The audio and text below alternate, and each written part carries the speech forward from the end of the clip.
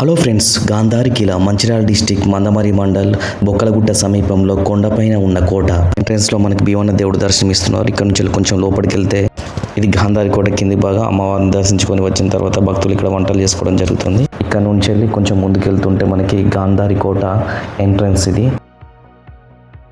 ఈ ఎంట్రన్స్ ఇది. ఇక్కడ నుండి ముందు లోపలికి వెళ్తే రాతి గోడ ఏ విధంగా ఉందో చూడండి. ఇక్కడ మనకి కనబడేది కాలభైరవ విగ్రహం.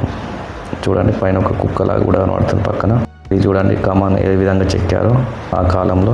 మనకి స్టార్టింగ్ ఎంట్రన్స్లోనే మనకి అమ్మవారి పాదాలు కూడా కనబడుతున్నాయి. ఇది అమ్మవారి పాదాలు.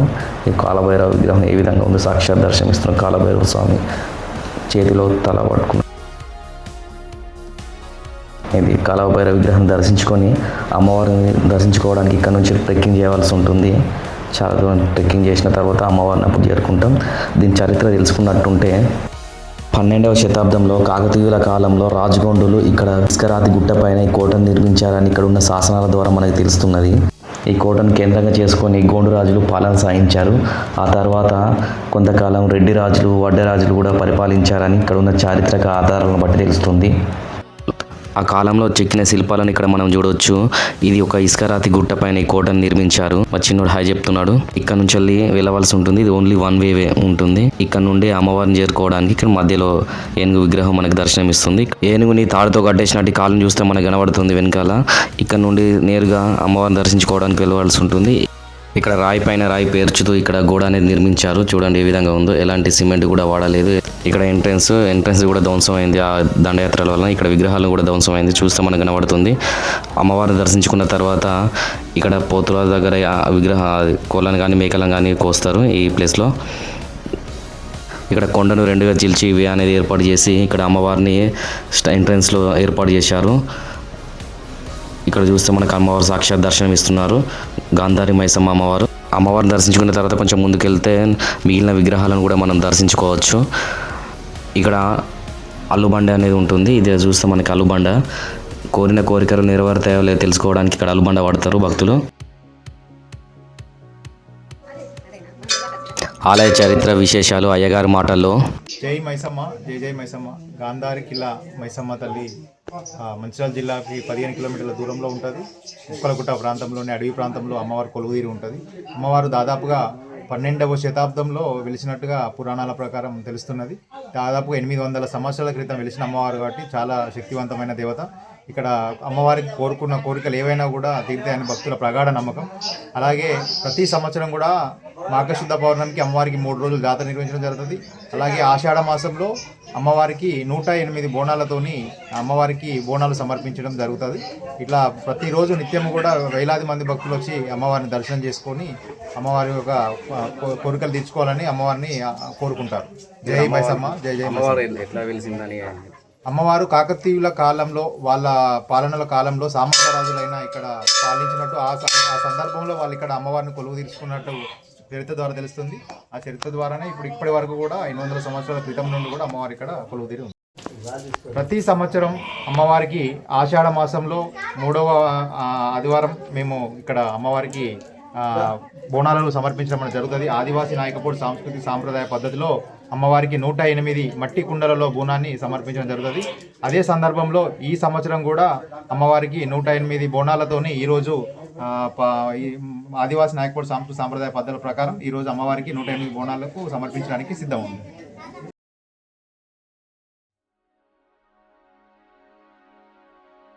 ఇక్కడ కనబడే గూట్లో కాయిన్ వాడితే కోరుకున్న కోరికలు నెరవేరుతాయని భక్తుల నమ్మకం. చూడండి, భక్తులు కాయిన్ వేస్తున్నారు. ఇక్కడ హనుమాన్ విగ్రహం, దాంతోపాటు మరొక విగ్రహం కూడా దర్శనమిస్తుంది. నగరగుండు పైకి వెళ్ళడానికి మెట్లు. ఇది శత్రువుల రాకని తెలుసుకోవడానికి నగరగుండు ఎక్కి చూస్తారు. ఇక్కడ నుంచి కొంచెం ముందుకు వెళ్తే నాగదేవత విగ్రహం దగ్గరికి వెళ్ళవలసి ఉంటుంది. ఇదంటే చాలా దట్టమైన అడవి మధ్య నుంచి వెళ్ళవలసి ఉంటుంది. ట్రెక్కింగ్ చేయవలసి ఉంటుంది. చాలా దూరం ట్రెక్కింగ్ చేయవలసి ఉంటుంది. చూస్తే మనకి లైవ్లో కనబడుతుంది. ఈ చెట్లకి వెళ్ళి ఓన్లీ వన్ వే మాత్రమే ఉంటుంది వెళ్ళడానికి. లేదండి, ఇక్కడ కొంచెం ముందుకు వెళ్తుంటే మనకి కొంచెం ముందుకు మనం చూస్తుంటే కుబేర మండపం కనబడుతుంది. కుబేర మండపం నుంచి వెళ్ళి నాగదేవత విగ్రహం దర్శించుకోవడం వెళ్ళవలసి ఉండేది. ఇప్పుడు పాక్షికంగా ధ్వంసం అయిపోయింది పూర్తిగా. ఇక్కడ నాగదేవత విగ్రహాన్ని దర్శించుకోవడానికి వెళ్ళవే. ఇది నాగదేవత విగ్రహం ఇక్కడ లోపల ఉంటుంది, పెద్ద విగ్రహం. ఇది గుహలో నిర్మించబడి ఉంది. ఓన్లీ రాయికే చెక్కిళ్ళు విగ్రహాన్ని డైరెక్ట్గా. చాలా ఎత్తైన విగ్రహం మనకు చూస్తే కనబడుతుంది. లైవ్లో మొత్తం చీకటి గడిగా ఉంటుంది, చాలా భయంకరంగా ఉంటుంది విగ్రహం అనేది. ద్వారపాలకులు జయ విజయులు మనకు దర్శనమిస్తున్నారు. లోపల చూసుకున్నట్టుంటే నాగదేవత విగ్రహం చూడండి ఏ విధంగా ఉందో, మొత్తం చీకటి ఉంటుంది. ఇది చాలా ఎత్తైన విగ్రహం. మనకి ద్వారపాలకులు దర్శనమిస్తున్నారు ఎంట్రన్స్లో. జయ విజయులు రైట్ సైడ్ అండ్ లెఫ్ట్ సైడ్లో చూస్తే మనకు దర్శనమిస్తున్నారు ద్వారపాలకులు.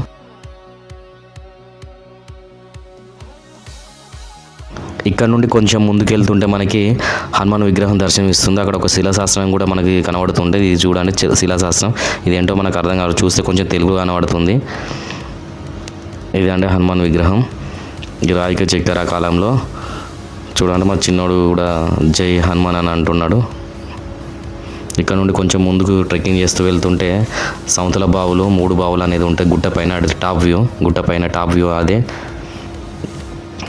ఇదంటే మనం కొంచెం ఇక్కడ ట్రెక్కింగ్ చేసి ముందుకెళ్తే ఇక్కడ మనకి రైట్ సైడ్లో కాలభైరవ విగ్రహం మళ్ళీ దర్శనమిస్తుంది. క్షేత్రపాలకుడు ఇక్కడ కాలభైరవుడు. ఎక్కడ చూసినా కానీ కాలభైరవ విగ్రహాలు మనకు దర్శనమిస్తున్నాయి. ఇక్కడ నాగశేషుడు కూడా మన పక్కన చూడవచ్చు. ఇది టాప్ వ్యూ. గాంధారి కిల పైన 3 బావులు, సముద్ర బావులు. ఇక్కడ మనకి కొండలింగేశ్వర స్వామి కూడా దర్శనమిస్తున్నారు టాప్ వ్యూలో. ఇక్కడ చూస్తే మనకు కనబడుతుంది. ఇవ్వండి సముద్ర బావులు. పైన ఇక్కడ హనుమాన్ విగ్రహం, పక్కనే వినాయకుడి విగ్రహం కూడా మనకు దర్శనమిస్తుంది ఇక్కడ చెక్కబడి. ఇది కొండలింగేశ్వర స్వామి. ఇక్కడ శివుడు, అక్కడ అభిషేకాలు జరుగుతూ ఉంటాయి. హనుమాన్ విగ్రహం పక్కన వినాయక విగ్రహం కూడా దర్శనమిస్తుంది. ఇవి 3 బావులు కూడా ఎప్పుడు కూడా వినికిపోవని అంటుంటారు. కొండపైన వెలిసిన బావులు ఇవి 3 కూడా. ఇవ్వండి ఇది కొండపైన టాప్ వ్యూ. ఇది గాంధారి కిల పైన టాప్ వ్యూ. ఇది చూస్తే మనకు కనబడుతుంది. చాలా ప్రశాంతమైన వాతావరణం ఉంటుంది ఇక్కడ. చాలా బ్యూటిఫుల్ ప్లేస్ అండి ఇది. చాలా ట్రెక్కింగ్ చేయవలసి ఉంటుంది, చాలా అడ్వాంచర్స్ ఉంటుంది ఇక్కడ. ఇది చూస్తే మనకి లైవ్లో కనబడుతుంది సముద్ర బావులు. ఇదండి ఇక్కడ నుంచి మన కిందికి దిగి